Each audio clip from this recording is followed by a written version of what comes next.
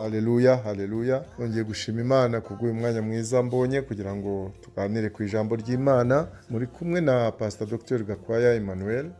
Turaganira ku ijambo riri muri Matayo igice cya 24 umurongo 35. Ravuga ngo ijuru n'isi bizashira ariko amagambo yanjye ntazashira na hato. Amen.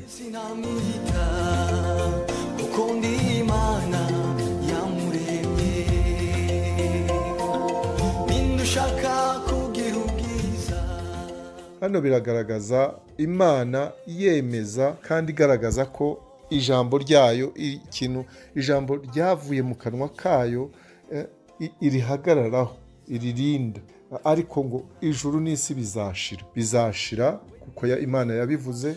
Biratubwira rero ko amagambo ya Yesu Kristo, amagambo y'Imana ari ay'ukuri kuruta kubaho kw'isi yose. Ukuri nuko amagambo Yesu yavuze ubwe ari ay'ukuri kuruta ko ukw'isi yabaho, kuruta ukubaho kw'isi yose. Isi n'abantu n'ikintu cyose Imana yaremye bizashira, bizavaho, kuko tubisoma byanditswe byera yuko hazabaho ijuru rishya n'isi nshya. Ni ukuvuga ngo ibya kera byaremye mbere, ijuru yaremye mbere n'isi yaremye bizavaho, izane isi nshya n'ijuru rishya. Ijuru Yesu avuga hano, kino kirere kituzengurutse niryo juru rya mbere tubonamo havamo imvura n'ibindi byose. Rero ritwikiriye umubumbe w'isi, ndetse n'ijuru rya kabiri naryo ribamo biriya bimurika bimukira isi, hariya hari izuba, ukwezi, inyenyeri. Hejuru yabyo rero, hejuru y'iyo si ya kabiri, y'iryo juru rya kabiri, niho haba ijuru ry'Imana, ijuru rya gatatu. Iryo ngiryo ntabwo riri mu byo Yesu yavuze ko bizashira. Ntiyavuze ko ijuru rya gatatu, ijuru Imana ibamo, rizashira. Iryo ngiryo ryo ntabwo ririmo, kuko avuga ko tuzaba mu isi nshya no mu ijuru rishya.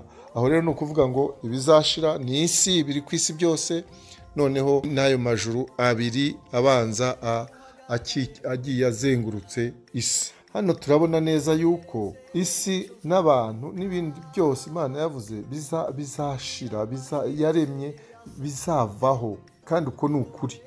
Icyo twiga rero kuri uyu murongo ni uko ijambo Imana yavuze ari ukuri, niko bizagenda. Ijuru n'isi bizashira, bizashya bishire. Igihe nikigera, igihe Imana yateguye, izabivanaho kandi biveho, bizazingwa nk'umwijuru, bizazingwa nk'umwenda. Ariko ijambo ry'Imana, amagambo y'Imana ubwayo yivugiye, ntazashira na hato. Iyo dusomye rero muri Bibiliya amagambo y'Imana, mu ijambo ry'Imana, iby'Imana yagiye itubwira byose, amasezerano yayo uko ari mu byanditswe byera, iby'Imana idusezeranya byose nk'ijambo ryayo, nta na kimwe kitazasohora. Uwiteka rero akomeze aduhe kujya twizera yuko icyo Imana yavuze ari ukuri, kandi uko kuri kuruta kuba isi yagumaho cyangwa iriya juru Yesu yavuze byagumaho. Uko Imana yabivuze niko bizaba. Niyo mpamvu rero tugomba guhora twiteguye, tuzi neza yuko ijambo Imana yavuze, uko wabisomye, niba wabisomye neza kandi ukabisobanukirwa neza icyo Imana yashatse kuvuga, icyo gihe uzakora icyo Imana ishatse, ikigushakaho, kugira ngo usohoze imirimo Imana igushakaho, aho kugira ngo twihe guhora dushaka iby'isi nk'aho tuzayihoramo.